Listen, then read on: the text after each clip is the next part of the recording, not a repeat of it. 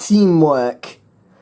All the tests on Ivo Hugh went without a hitch, and when the holiday months came, the youngest in the Sodor Railway has proved his value.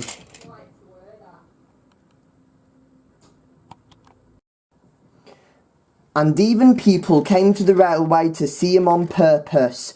Unfortunately, this went to his smoke box, and he became rather cocky. One morning, Ivo Hugh was alone at a siding at the yards when a lorry came into the yards with a trailer full of sleepers.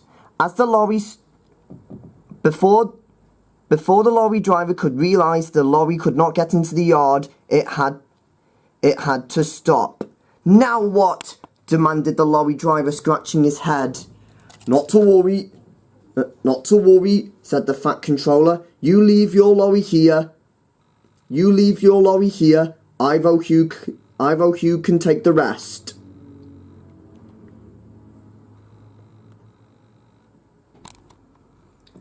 Moments after, the trailer was put on the tracks, and then the driver and fireman fastened a coupling between the trailer and Ivo Hugh, and with his full might, Ivo Hugh was able to pull the trailer full of sleepers.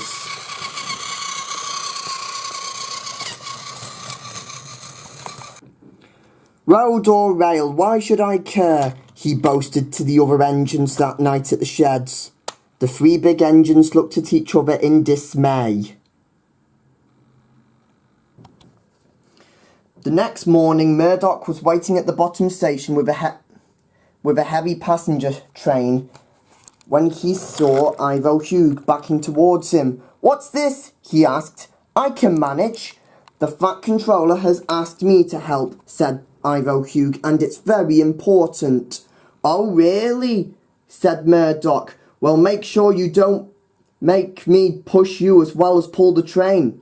That gave him an idea. He whispered it to his driver. "We'll do it after the green," he said.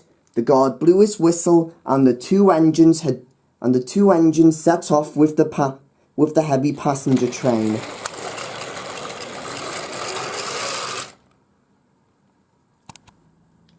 The two engines were still speeding on.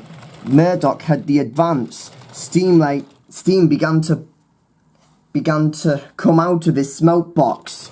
Then Ivo Hugh's driver looked back.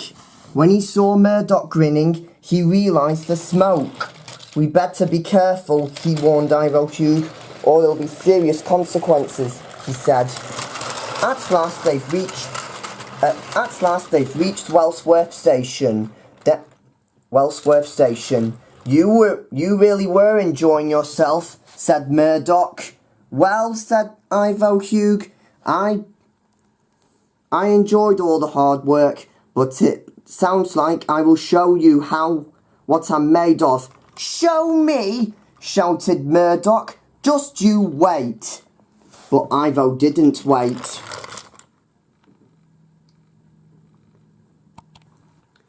He buffered up to the back of the train, and then as the guard's whistle blown,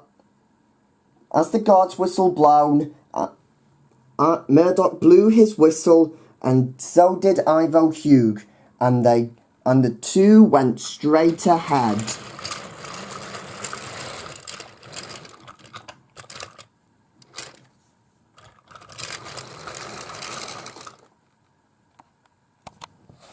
Afterwards, they went through a bridge. The train was on a steady pace at first until Murdoch decided to go faster. "Steady, old boy," cautioned his driver. We're not winning a race, you know."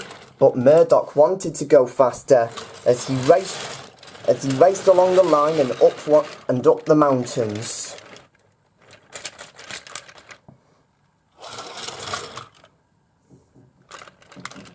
Then he raced on.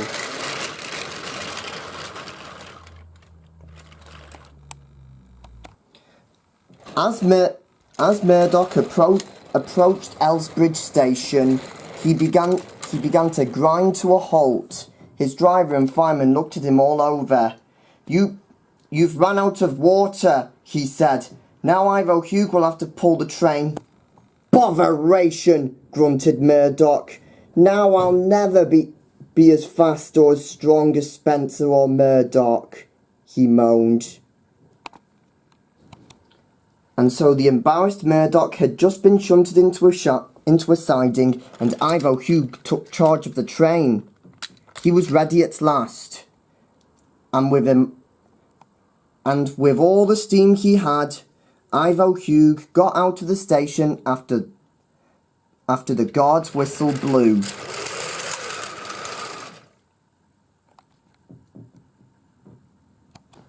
Ivo Hugh knew what he had to do, but he still had to be a really useful engine.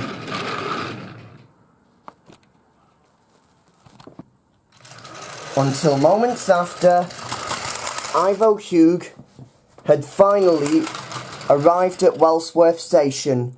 Bulgy was there waiting impatiently with other people from the big station as the passengers got out of the coaches and went on to Wellsworth Station. Until a few moments later, Ivo Hugh arrived at the sheds. Murdoch was already there with the other engines.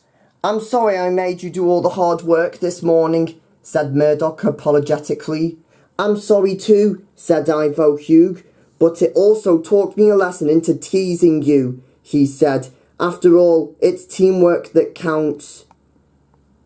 "And teamwork it should be," said Ryan, and as all the other engines cheered and whistled for Ivo Hugh was glad that he was a part of the team.